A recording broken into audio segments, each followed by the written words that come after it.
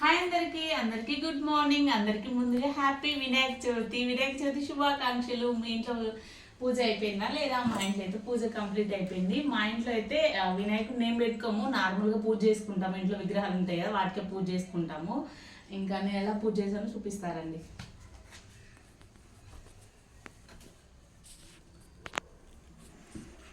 So పూజ అయితే ఇలా చేసుకున్నాను, సింపుల్గా చేసుకుంటాము మేము.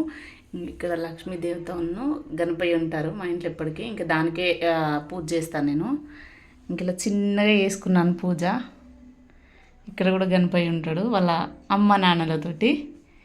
ఇంకా ఇక్కడైతే 3 రకాల ప్రసాదాలు చేసి పెట్టాను. మెయిన్ ఈరోజు కుడుములు కదా, ఉండ్రాళ్ళు కుడుములు మోదకాలు వేస్తారు కదా, నేను ఉండ్రాళ్ళను కుడుములు వేస్తాను. అలానే పులిహోర, సేమియా పాయసం.